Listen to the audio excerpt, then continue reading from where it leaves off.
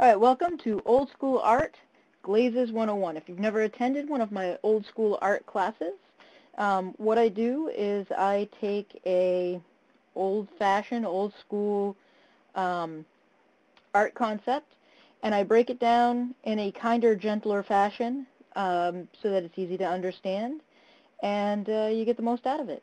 So what we're going to talk about today is glazes.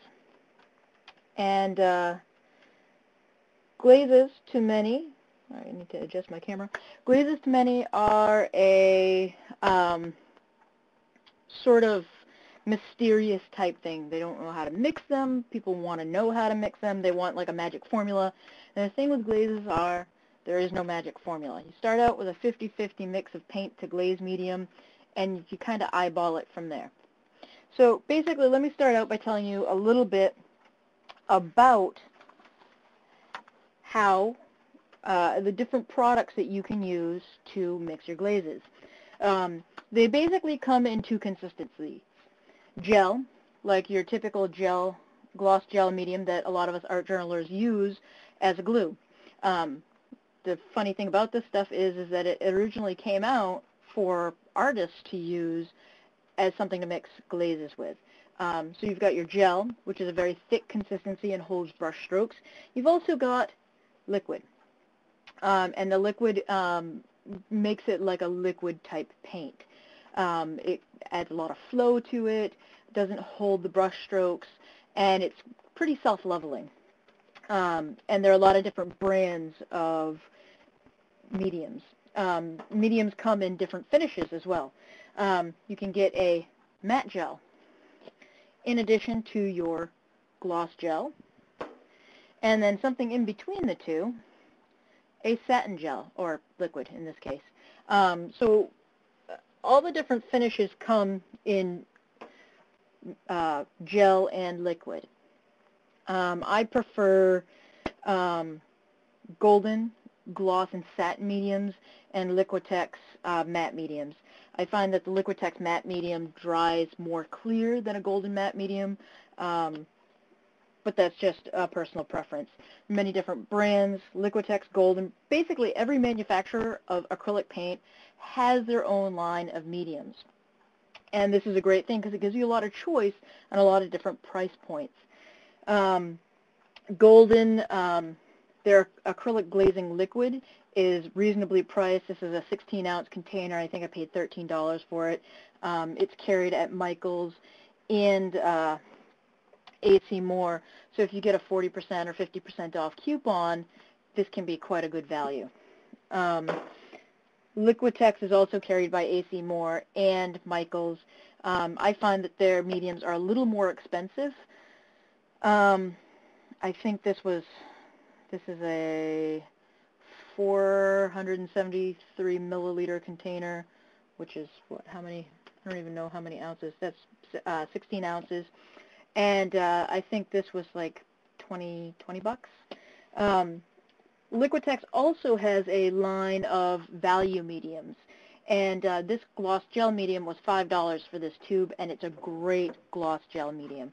Fantastic, very thick, dries quickly, and dries perfectly clear. For those of you who like doing mail order, or if you're in the Northeast, Utrecht, which is a local company here in the Northeast, they also have a great website. Has a line of 16-ounce containers that are value priced. I bought this quite a while ago. Obviously very long-lasting and a great medium. So I can recommend all those brands. I haven't tried a lot of the other brands out there. Winsor & Newton just released a large line of mediums. I'm looking forward to trying those. I'm going to test out a couple of their tubes of. Probably go with a gloss gel because I know what that's like, and maybe a matte gel. So yeah, lots of different brands, lots of different finishes, lots of different consistencies, and you can mix them. You can add a liquid to a gel and change the consistency into what you're looking for. So how do you start mixing glazes is the next question. You can use a heavy-bodied paint, or you can use a thin liquid paint. I'm going to demonstrate today with golden liquid paints. This is the, what is it, 8 fluid acrylic sampler set.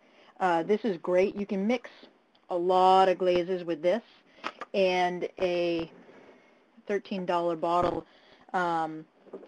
of glazing liquid. So this at like 25 bucks and $13 gives me every color under the rainbow that I could ever want, and I just mix it as I go. So the other thing to consider as you're mixing your glazes is the tinting strength of your paint. I'm just going to get set up here on the easel so that I can show you the strength of the paint. So each paint has a different tinting consistency, or tinting strength rather. So when you mix it with your glazing medium, you're going to find that it takes different amounts of each color of paint to get the strength of glaze that you're looking for. So if you want a barely transparent, where you just want your color underneath to barely show through, you might want to consider using a lot of paint for that. I'm going to show you something. My first is going to be a fairly high tinting strength paint, and I'm going to start with the phthalo blue. Now, when you start out mixing your glazes, you want to use about, actually, you know what, I'm going to switch cameras here.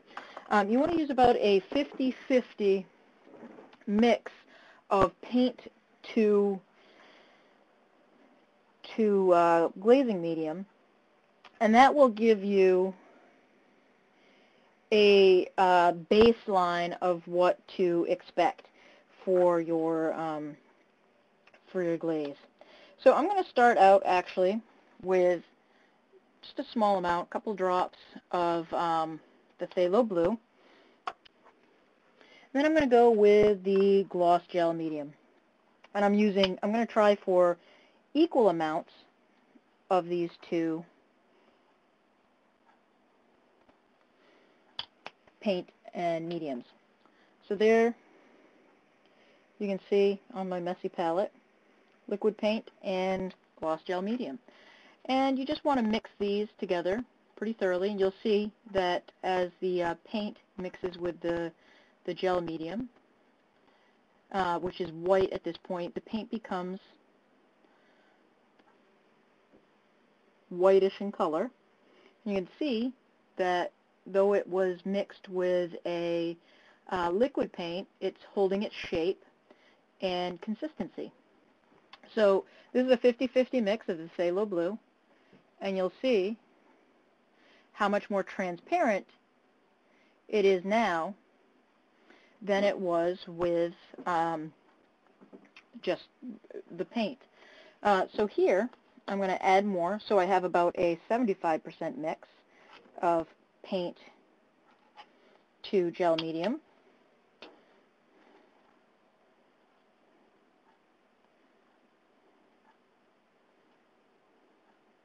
And I'm just mixing that thoroughly. And you will again see how much more transparent it is. There's much less paint load in the gloss gel. So now I'm going to add another dollop, so that basically what I'm mixing here is about 95% gel medium to paint. You can see that this is much more transparent.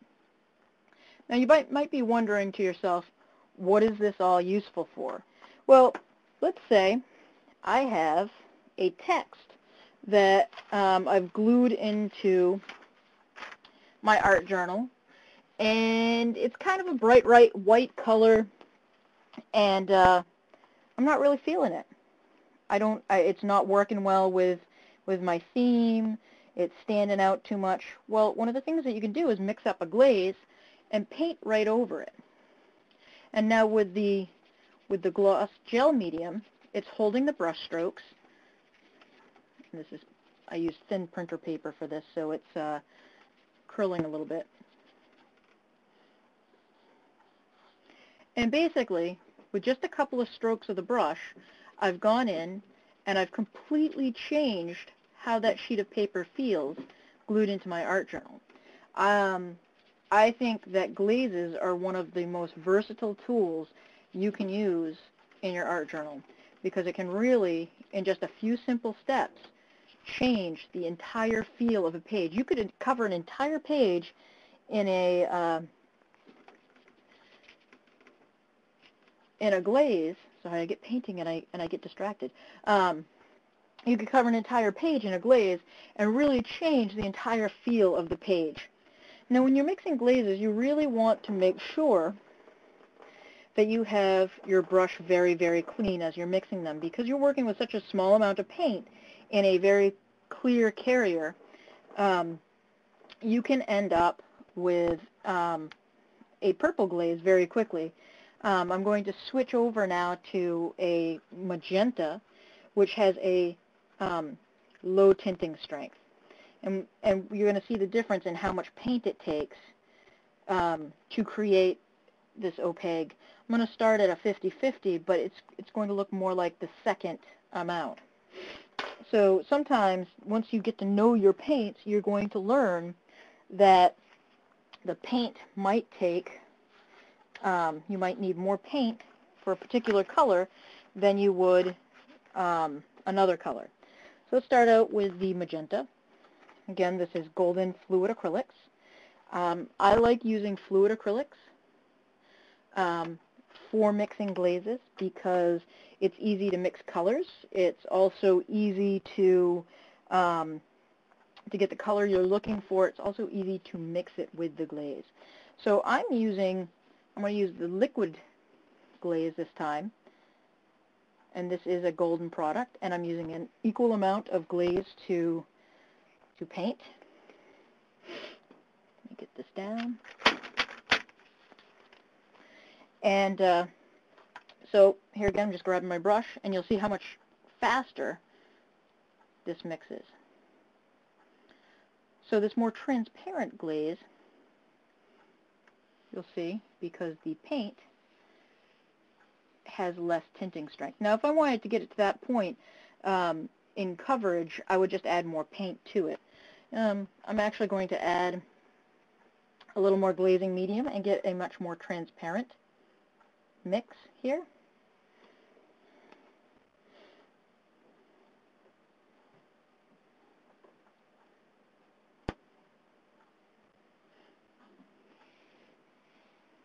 And you can see the difference already, how much more transparent that is. I'll add a little more glazing medium, and you'll see the difference. Each time I add more glazing medium to my mix of paint, it becomes more and more transparent. Now, in a second, I'm going to show you what this looks like as it dries, but I'm going to show you something else on my sheet of text. So here's my sheet of text that I was working on previous, and you can see that the blue really changed how it looked. Now I'm going to add some magenta to this corner up here, and you can see how it overlays and mixes with the blue to get more color. Now say I wanted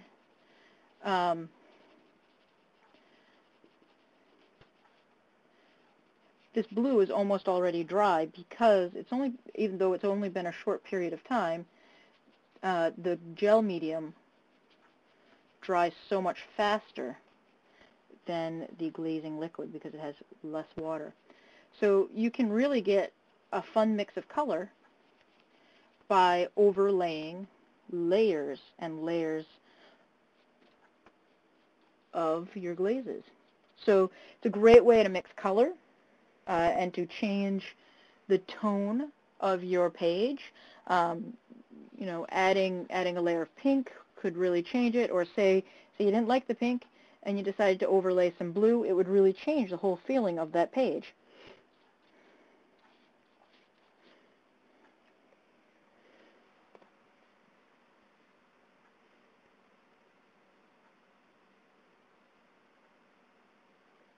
So glazes are one of the most useful tools that you can add to your arsenal.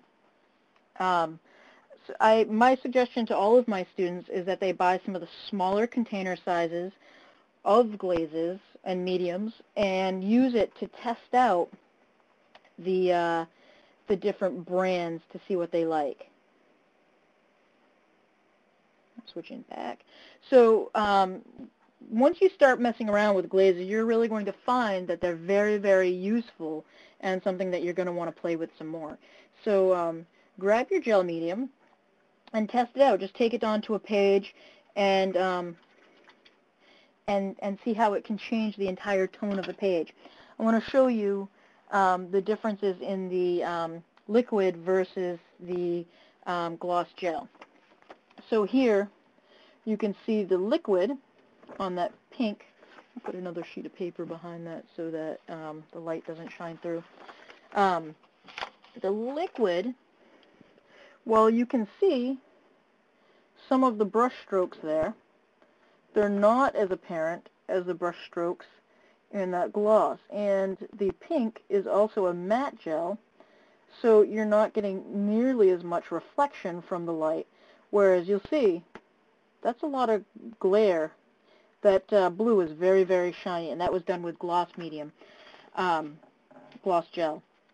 And if you feel it, of course you can't, we don't have feel-o-vision yet. If you were to feel it, you would be able to feel all of the ridges from the brush strokes. Whereas on the pink, you can see, let me move away, there. You can see some of the brush strokes because there's a thicker layer of the glaze there, but you can't actually feel it. It's dried flat. So let me show you the text page. The text that I used for this, that I printed off, is actually the text for your PDF. So if you take a look at your PDF, you'll see what I'm painting over. So, and again with the paper.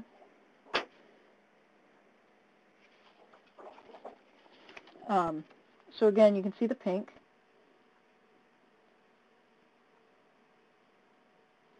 And then you can see the blue, that the brush strokes are more visible.